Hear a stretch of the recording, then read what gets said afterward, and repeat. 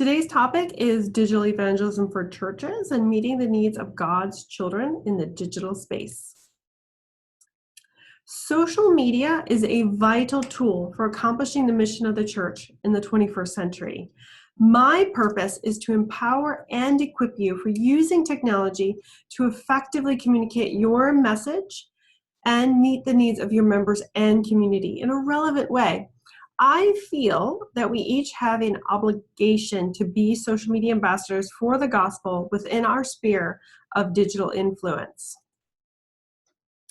Social media usage is on the rise, and this year it is estimated that 33% of the world's population will be on social media. Depending on how we respond to this reality, social media presents either a huge opportunity or challenge for the gospel. I believe that the next great awakening will be a digital one. Not only can we reach our neighbors more effectively, but we have the ability to preach the gospel to millions worldwide from anywhere, so let's do it. We need every single one of you to commit to being a digital disciple. We can amplify the three angels' message online with a loud voice. There is a great need for training and resources related to digital communications in our church. I understand that, our department understands that, and that is why we're offering these webinars for you. We as a church, as hopefully you don't mind me saying, have dropped the ball, but I'm hoping you will join me in this mission to use technology for the gospel. We used to always be on the cutting edge of technology, but not with social media. We're going to cover today a lot of practical information. You can sign up afterwards to receive this presentation. Just send me a direct message on Facebook with your email address, and I will send the presentation to you. I'm also going to provide the link below in this video, so you'll be able to actually download it directly. And you can always reach out to me on social media, and I can send it to you later. Let's double check social media real quick, just to make sure everything here is going fine, and it appears to be. Oh, we have 3 comments. All right.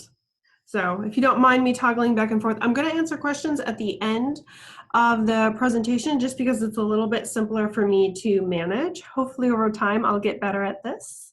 But my goal with these webinars is to make this information as accessible as possible.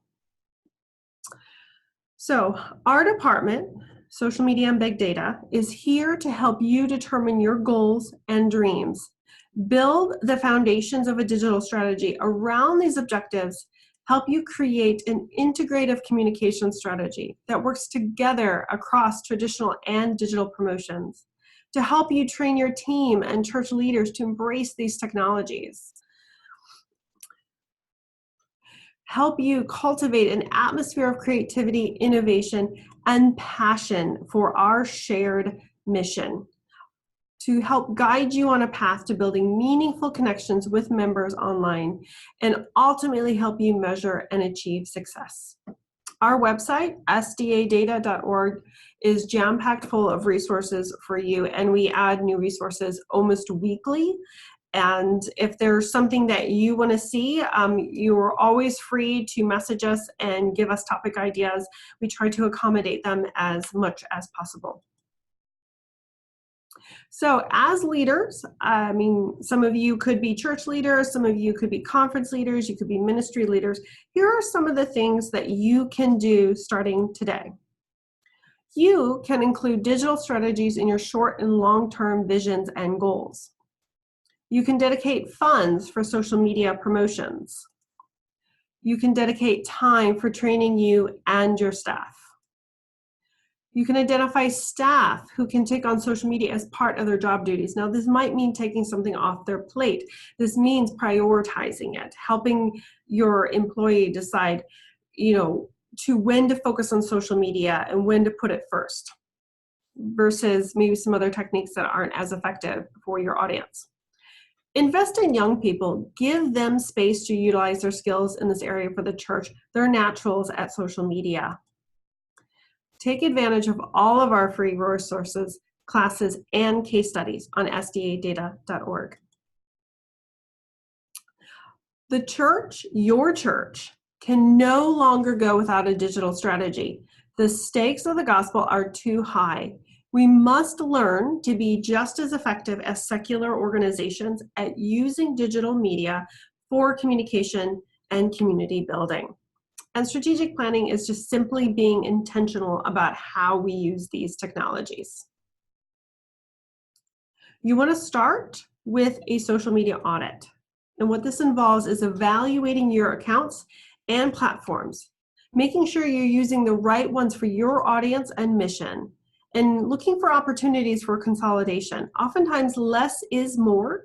When you streamline your communication efforts, you will achieve greater impact.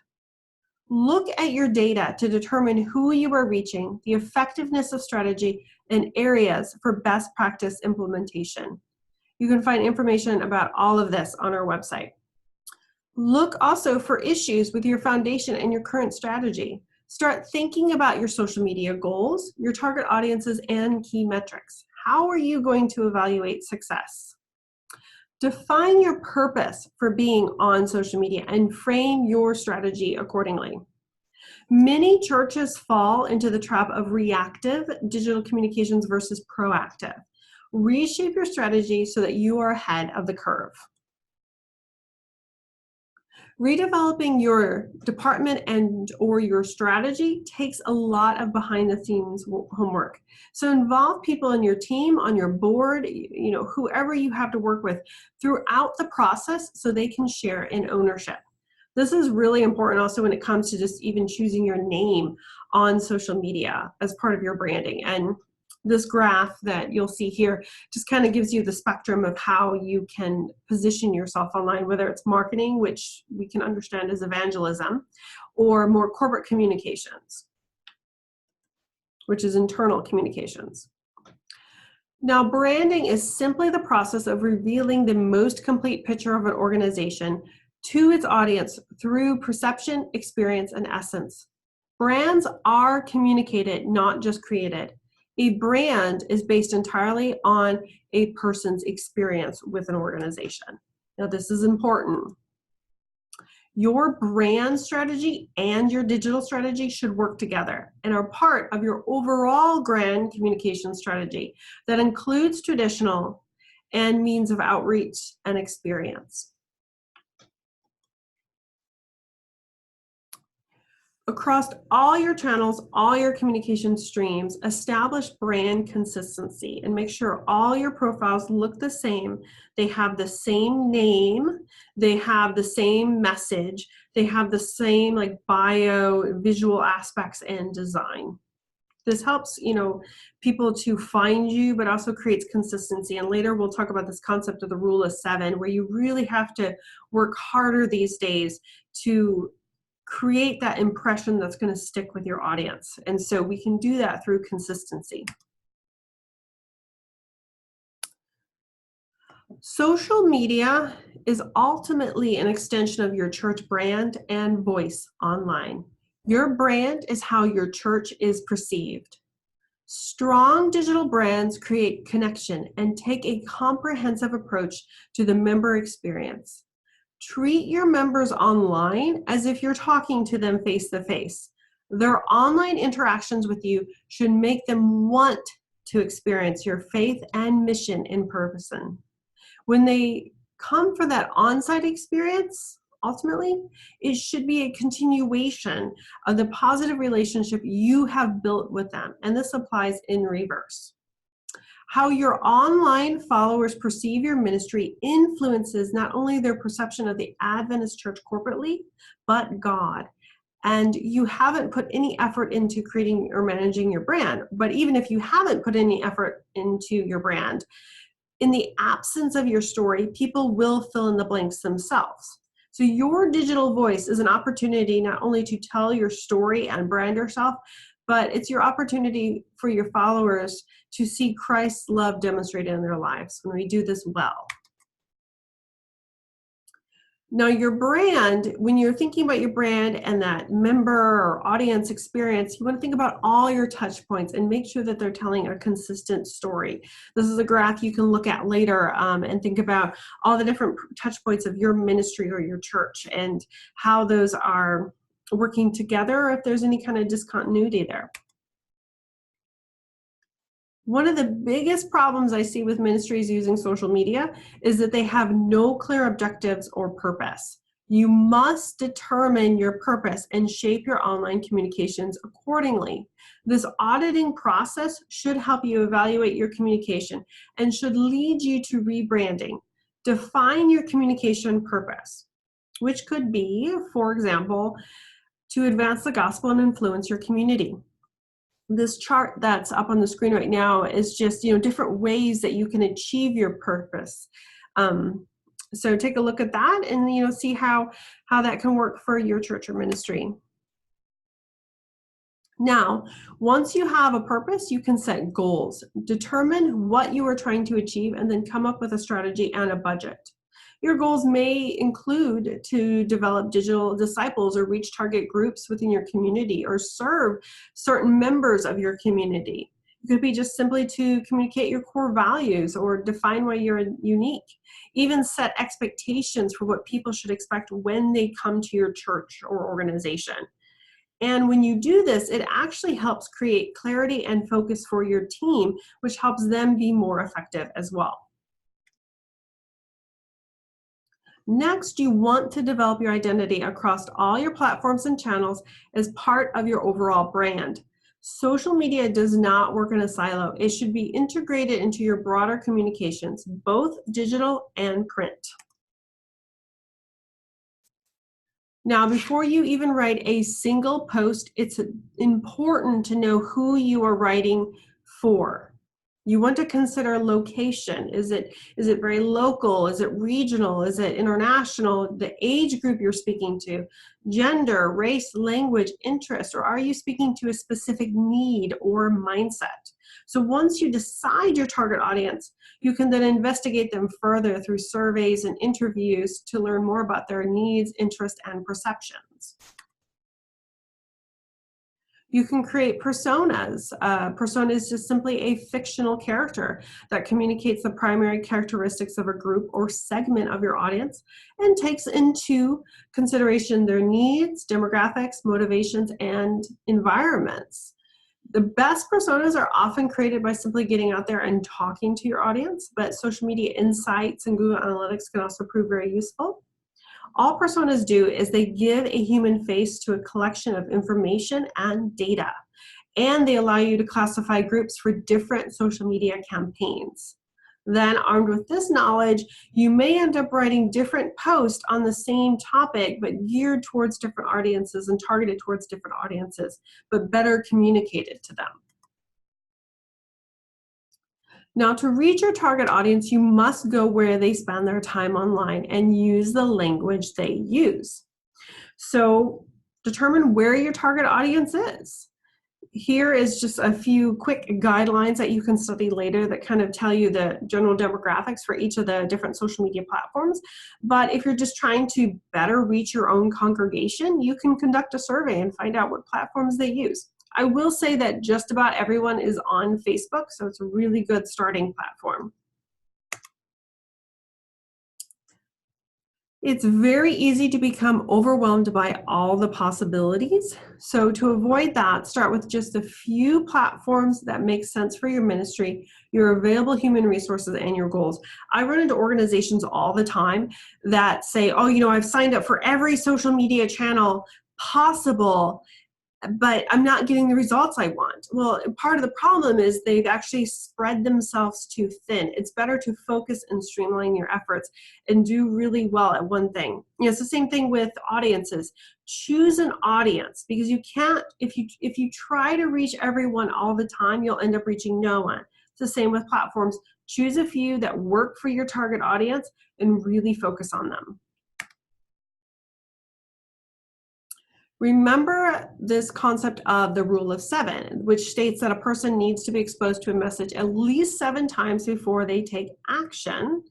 And online, it may take 1,000 tries to reach an individual 7 times with a consistent message. For individuals, your channels might be in-person interactions and conversations, text messages, flyers, podium announcements, emails, and your social media profiles.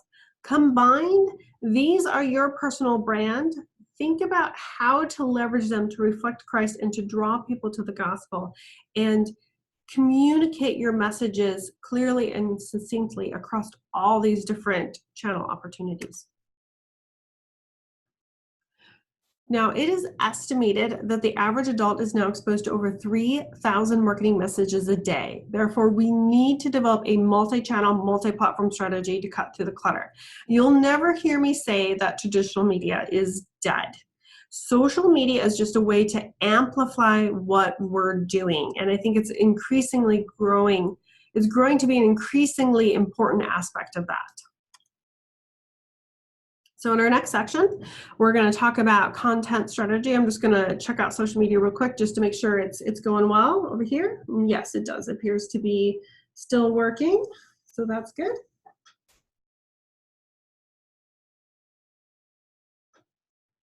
Okay.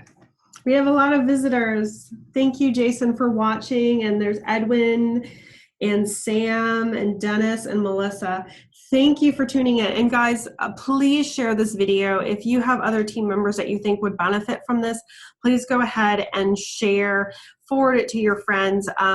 This isn't really about us, but it's this message and these techniques that we really want people at all levels of the church to embrace and use.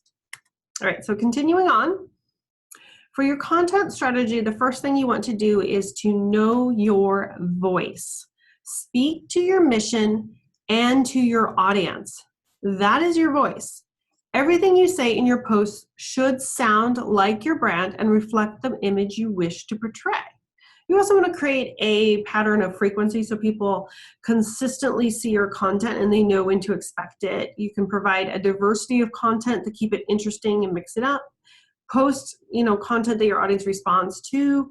So kind of learn what it is that they're actually interested in based on their behavior. You can communicate important information such as deadline, build urgency.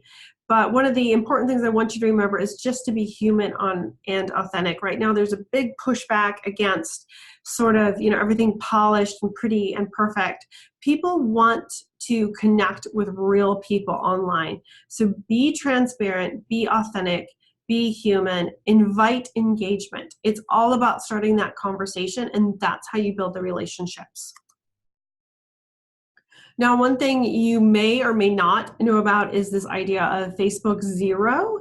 Facebook's latest announcement is that its algorithm will favor posts from friends and family instead of pages, which means that your church or organization's Facebook page posts aren't going to show up in your fans' news feeds very much anymore. So there's a few things you can do. This goes back to your content creation. You can create what is called delightful content. So stuff that is really shareable, stuff that really impacts people. Again, make it shareable, but create dialogue. Whenever there's a lot of comments on a post and you have a conversation and you're responding to people, that helps boost you in the news feeds and in the algorithm. Use Facebook ads. That's always a easy thing to do, and also consider other platforms. And I don't mean getting off Facebook or Instagram, but what I mean is going back to that multi-channel, multi-platform approach so that you have a comprehensive strategy, so not all your eggs are in one basket. Like you're hitting people in many different ways. A great amount of what you produce for your church or ministry is content. So most of you have sermons every week, studies for your small groups, blog posts, messages from the pastor, videos, pictures from events. Be creative, but always look for content that you are already creating and see how it can fit into your overall content strategy. This can be rather inexpensive with long-term value as the content stays in place for people to discover far into the future. It also will continually tell your story and speak to your brand. We know that 2 billion people a month visit Facebook pages to look up an organization. So they may be coming to your Facebook page first to learn about you before coming to actually visit you in person. So think about the story you're telling there. Valuable content will actually help your audience in a tangible way, either emotionally, physically, spiritually, or psychologically. And I always like to think, and this is kind of a challenge since I know that I have your attention and you're watching, is can you imagine if every church live streamed its sermon on Sabbath? We could take over, we could take over Facebook, we could take over the internet. That would be huge. Just because you use social media doesn't mean you know how to write to achieve a goal. It's a little different. And there's an infographic on our website that you can download. But just a couple key points here is basically get to the point and focus your message. People rarely will read the 5-paragraph Facebook post. They're just not going to do it. So less is more. Include a call to action. People are 60% more likely to take action if you tell them to or ask them to. Like, please share this video. Include a link so that when you're asking them to take action, they can actually take that action. Include, use the lingo of the platform, tag relevant accounts, and of course use relevant hashtags to try and expand your reach. Ask yourself, are you speaking to Adventists or non-Adventists? Your language should change based on the answer to this question. So be careful to not use Adventist speak when addressing your external audiences. So if you're trying to reach the community at large, maybe some of our language doesn't work, like we're having haystacks. You might have to change it for taco salads. Total member involvement starts with an informed congregation. I run into people all the time, pastors, conference leaders, who are just frustrated because they can't get the information they need to their own members. So really think about how well you're truly communicating to your members and how you can improve that using this multi-channel, multi-platform approach. Strong communication will always leverage multiple touch points, and we have some examples there below. Then once you are effectively communicating in-house and people are involved and they're engaged, we're going to talk about digital discipleship in a little bit, then you can really strategically think about what messages are going to the community and what is it that you want to say to them. The church doesn't quite know what to do with marketing. We are more comfortable in the public relations and corporate communication roles, meaning in reach. Though I think we can do a better job at our internal communications than what we're doing. And also, digital communications allow us to speak directly to our members. We really should be leveraging that more. Now, if you consider marketing to be evangelism, determine how you can balance out your internal and external communication throughout the week. So what if, all you communicators out there, what if a fourth of your week was dedicated to external communications? Let's think about the impact that could have. It means your community would know who you are, what you stand for, and the impact and the services you provide. We could be more than just the church on the street corner. While expanding your church's influence online is relatively cheap, it can involve a lot of time. I encourage you to make up a team, either of volunteers and staff, and I highly recommend that you give the younger generations the opportunity to own some of this, especially when it comes to youth ministries. If you're a large church and have a budget, consider hiring a social media manager, either full-time or part-time, to direct efforts and manage the strategy. We actually have position descriptions available on our website if you want to check that out. This is where you can make room for digital discipleship, especially if you're a church. You have a community of people and many of them are looking for opportunities to be involved. I'm pleading with you to empower the young people in your church and the tech savvy. Having been one, I can tell you that they feel that the church doesn't value their time and talents. And it really is a spiritual gift. Those who can communicate, those who can gather online and, spread our message, that is something that can be leveraged and used for, very impactful ways of reaching our community. You can form a team of content creators. You most likely have various church members who could specialize in certain areas, whether it's health, whether it's prayer. They can start communicating that online. These can be powerful personal ministry opportunities, especially if you have empathetic people who can facilitate positive conversations online just by simply answering the inbox in a timely manner. And we'll talk a little bit about member care later. You can determine ways to engage in what we like to call digital door knocking by meeting the needs of people within your community in the digital space or around a digital need, or by utilizing a digital tool. So oftentimes I see that churches will offer ESL classes, but how many churches are offering, how to use your iPhone classes, just other ways to serve the community and just thinking creatively about it. You can post your upcoming community events on Facebook and train your members to share and invite their friends and neighbors to events automatically. So what you do there is you create a culture of sharing and engaging with church content as a means for individuals to help the church's mission and expand the reach of your message. Anybody in your congregation who is on social media can share your content. You can even set up training sessions. So the way the hierarchy could work is you have content creators at the top, and then down below you have people who engage, who comment, who facilitate those conversations, but you also have distributors who share the content, who invite their friends to upcoming events. And this is just a way to empower and involve all the different members of your church in a fairly easy way. If everyone's trained to check in your Facebook page or your Twitter account or whatever every week and like or comment or share, that could really expand your reach quite easily and significantly.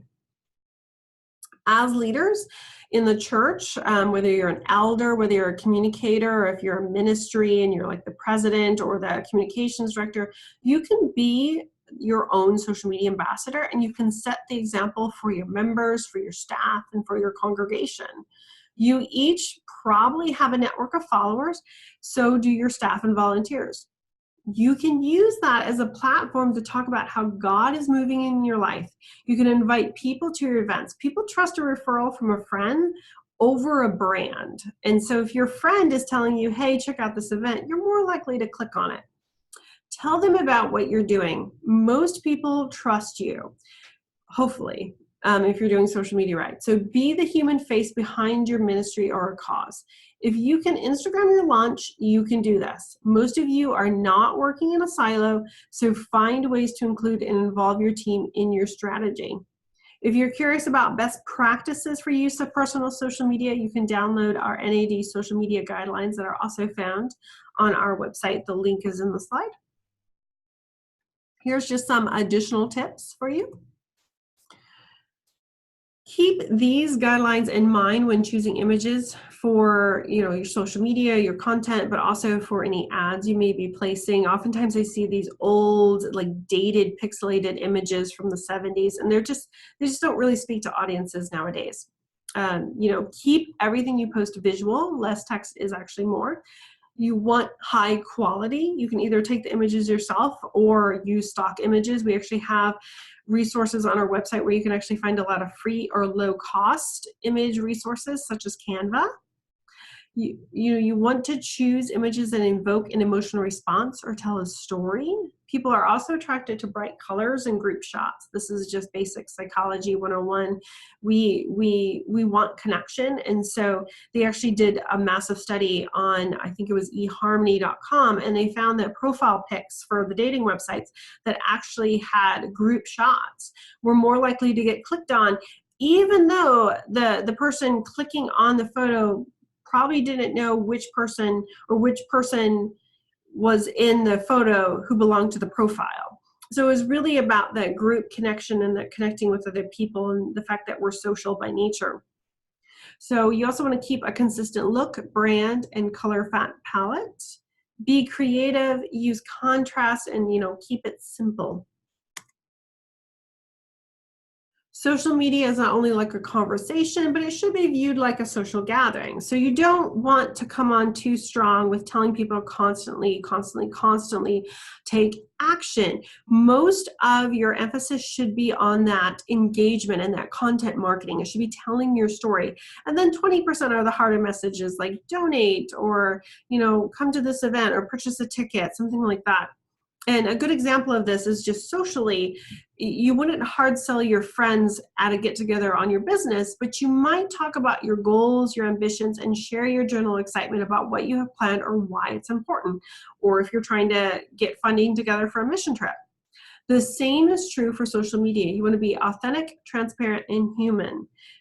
Create a story, bring them along with you. When you pull back the veil and you give them sort of the behind the scenes look, you add value to your mission.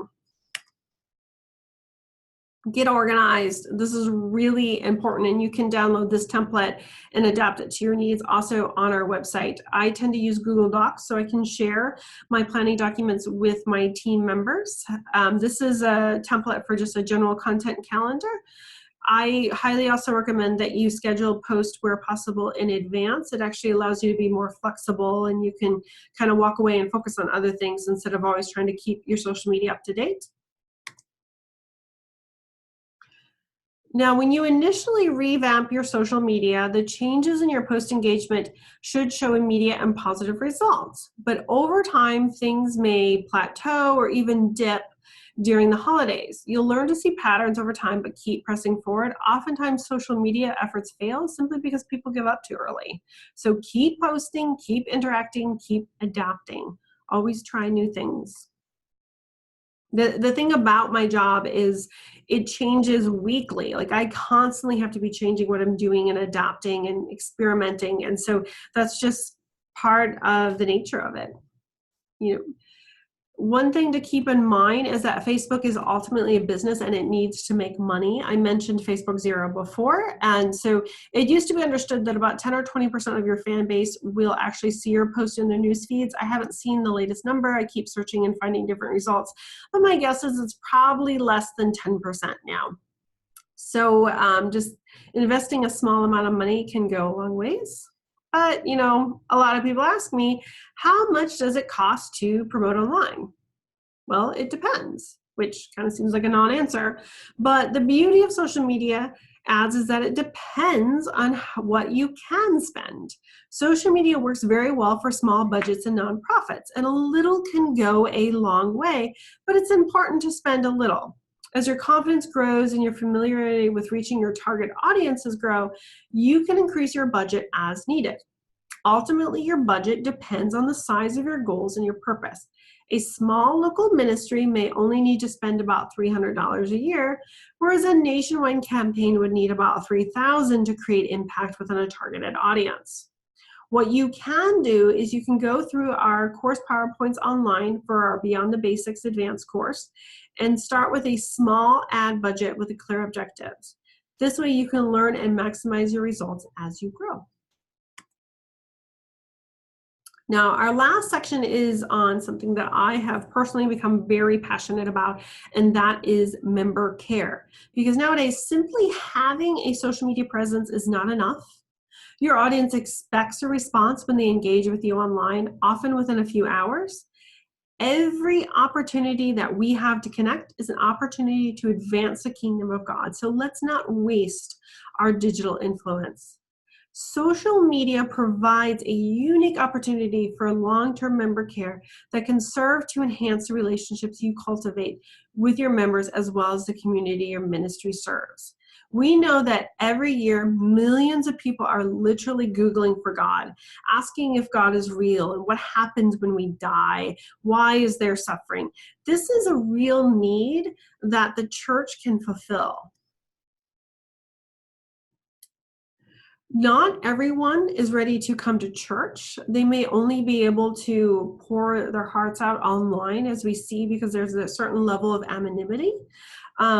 And so if we can be the voice that answers back and bridges that gap, that can really be a powerful tool. We can be a guide that helps people on their spiritual journey. We found that 90% of surveyed customers have used social media to communicate with their brand. And when we start looking at younger demographics, they actually prefer it. Word of mouth is the most powerful form of marketing.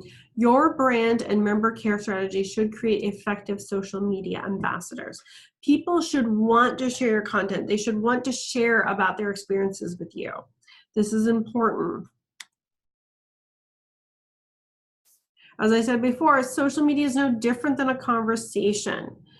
Respond to your audience, share their content, like their comment, follow the conversation, and actively participate. Seek to understand their needs and respond in a meaningful way. Building relationships can have a powerful impact on brand awareness, trust, financial support, and more. Your goal should be to break down the perceived barrier between the individual and the corporate church. Do not underestimate the power of engagement. There is no return on investment without it. Invest the time, build a community of digital disciples who are available to respond to comments and messages online promptly, and be human. It will pay dividends for your mission. And we actually have a couple of examples of this at the North American Division. There's one ministry called Gorgeous to God. And what it is it's a teen ministry on social media that is geared towards young women dealing with real difficult, real life issues. And it handles them in a very candid way. What the women's ministry director has done is she has set up a panel of about 10 women from either ministry backgrounds or counseling or psychology backgrounds and mentoring backgrounds. And they are on board to answer these messages that come in from young girls around the world. And they're pretty tough topics. Like some of the girls are, contemplating suicide. They're dealing with struggles because their parents are divorcing. They don't know if there's a God. They're considering self-harm. They need to have someone to connect with, and they have set up a system in place to minister to these young women. And it's the testimonies that are coming out of it are really powerful. And we can do this at the local church level and, with individual ministries as well. Because by living out our mission online and exemplifying the character of Christ, we can create social media ambassadors for the gospel who eagerly share your content and messages because we have impacted them in the real world. Now, your online brand is something that must be managed and guarded 24/7, so be prepared to manage or resolve a problem quickly without making it worse. This means addressing the negative. By being actively engaged online, you have the opportunity to turn negatives into positives by addressing issues promptly and resolving problems. This is especially relevant to younger generations who naturally turn to social media first to share their thoughts and feelings, and they are 43% more likely to call out a brand on social media than other generations. So through a culture of online customer service and digital discipleship, you can build a reputation as an organization that truly cares about its members and the community it serves. And if there's comments and you're not sure how to respond, you can actually download our response assessment infographic to help you navigate these sometimes volatile waters of social media member care. And again, everything on our website is free. So, download it from our website, share it with your colleagues, share it with your friends, share it with your pastors. Everything we provide to you is a service because we want you to embrace these techniques and these technologies. Now, when I talk about, engaging with people online and customer service or member care, I'm not just talking about negative comments. We should also be prepared to engage with and respond to positive comments. Social media is about building relationships in the community. So ignoring the positive is actually a lost opportunity to connect. Something to think about. Some other free resources we have on the website that I just want to highlight before answering maybe some of your questions that you have on the Facebook comment section. We have our NAD social media guidelines. If you're an organization, a ministry, or a school, I highly encourage you to download those guidelines and adopt them for policy. Assessing your response infographic. I talked about that before. This is just one of those if-then flow charts that help you to kind of decide how to respond to someone. We have a hashtag library if you're not sure which hashtags you use. We have courses. We have information on, hiring a social media manager, including like a position description and the types of questions you should ask, some copyright basics. We have guides to images, free and low cost, how to write to social media, content calendars, and a whole lot more. We add resources almost weekly, and we also post to our blog, and we have a lot of different guest bloggers as well. So it's not just us who is sharing our knowledge, but we're trying to create a website where we share our collective knowledge so that we can all benefit. So let's check out Facebook and see what you guys have commented on below. Yes, Sam, I will post the link in the comment section below after I'm done with this presentation. So just give me a couple minutes and I'll do that as soon as this closes. Let me see. Now, does anybody have any questions? Or are we good for today? I don't see any questions below.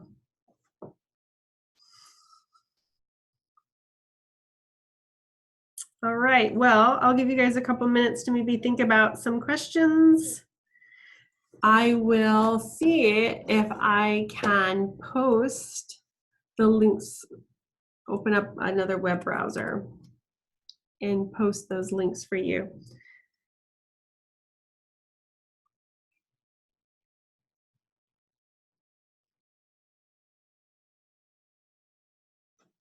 Oh, repeating the email for the PowerPoint request. I'm actually going to put a link in the comment section in just a few minutes, but you can also direct message us on Facebook and you'll get the messages that way. So I'm about to post the presentation while you guys hopefully think of other questions. Okay.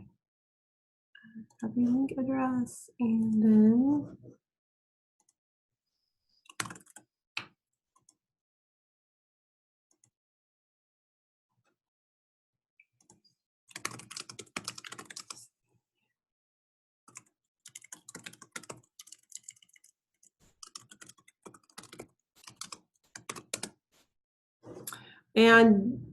Dennis, I will get to you, or Denise, I will get to your question in 1 second. She's asking that some people resist social media in the church. How can I convince them?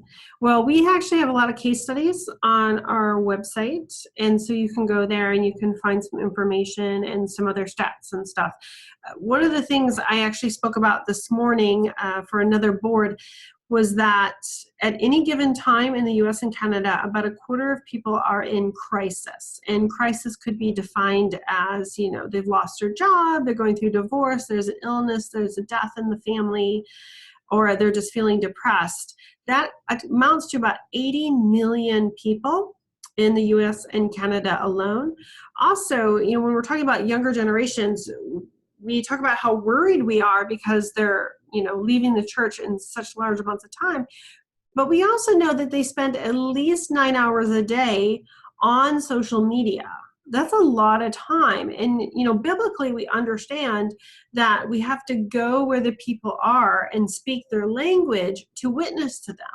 And so if we really want to reach the younger generation, we have to go to where they spend their time, and that is on social media. Also, people are highly visual. They consume, video content at much higher rates than any other content right now. Video is king. So by simply just live streaming your sermon, you can, have a greater impact on your community, but also for some of your members who can't always make it. Like I've been sick before and I can just watch my church's sermon on Facebook and that spiritually uplifts me. I know of many cases where we've actually done Facebook Live for a Revelation and Prophecy series, and about 4 or 5 people were baptized as a result. So it really does make a big difference, and it's a really powerful way to minister to people where they're comfortable. It's opening a door for that conversation, and hopefully through building those relationships and building that trust, you can then meet their needs in another in another way through Bible studies, through, personal ministry, you name it. You just see where their spiritual journey takes them. So let me grab this other resource. Oh, we have the social media guidelines. I will post those as well. Social. Sorry, there's a little.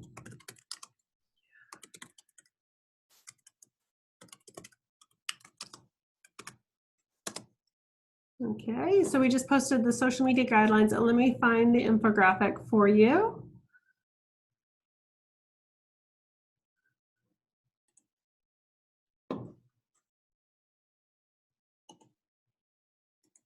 All right, and then we'll see if we have any more questions.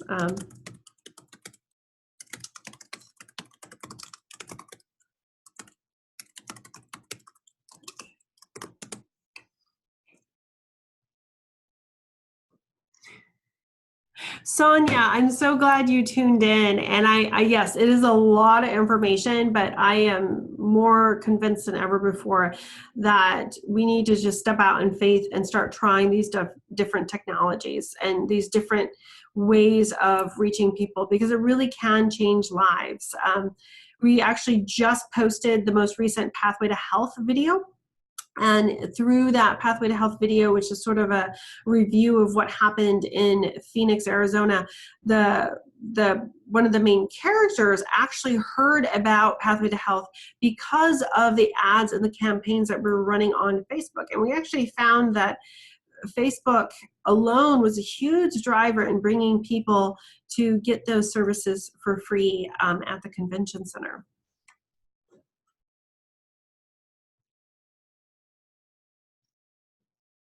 Okay. Right.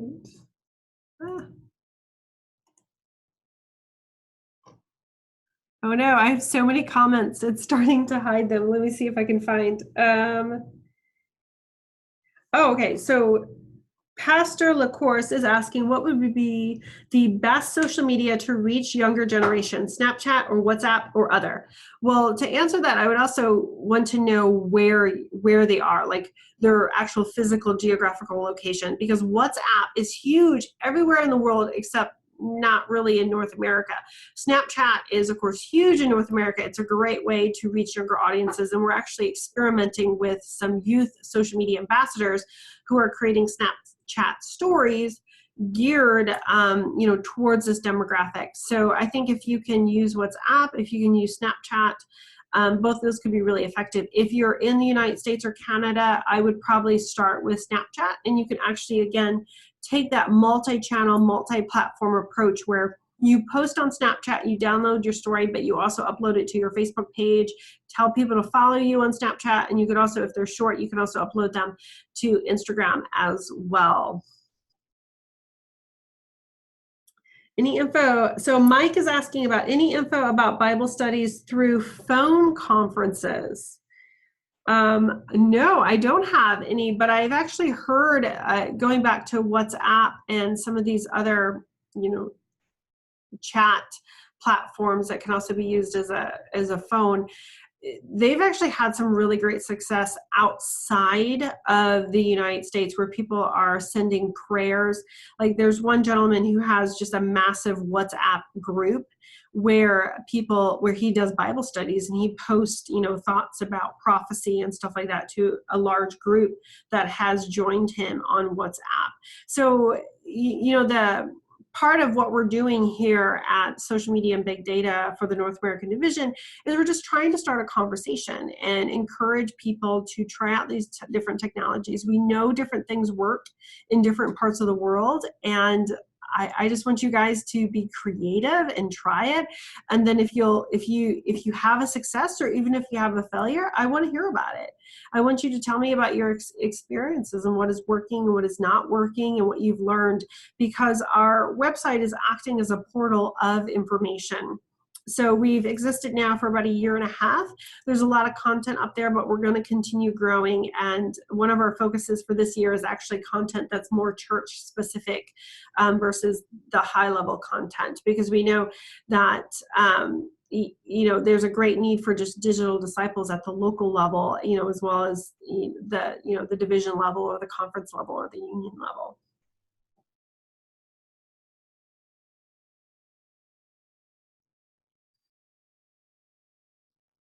Oh, I like this idea from Brad. You can do a Facebook Bible fair featuring relevant topics, challenges, testimonies, etc. Yeah, you could, that's actually a really interesting idea. I think many of us have had those experiences where a friend has added us and they're trying to like sell leggings or something online, or Tupperware or jewelry through Facebook, and they're hosting little events and stuff like that. And recently our church actually hosted a virtual baby shower for a member who wasn't local anymore, but we wanted to do a video of her opening her gifts that we had sent her, and just kind of used Facebook in a creative way to reach out her and bridge that gap, because she's moved far away, but she still feels connected with us. And so that is actually something you could also do creatively with Facebook. You can create an event where people could go live, they could share their different testimonies, they could share their different ideas, you can have different speakers.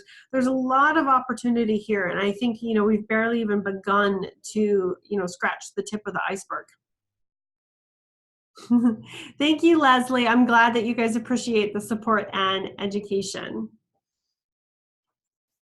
Let's see.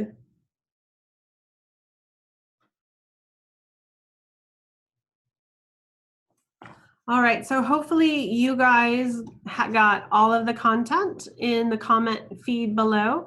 Again, if this was useful to you, please like our Facebook page, tell your friends to follow us on Facebook, and share this video and any of our resources on our website. Our website, again, is sdadata.org.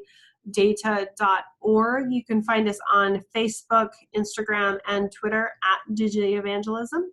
You can message me on Facebook if you have questions, and yeah, I'll connect with you guys later. Tomorrow I'm doing part 2, which is an overview of best practices for digital strategy for churches. So it's a continuation of this conversation. So be sure to tune in tomorrow.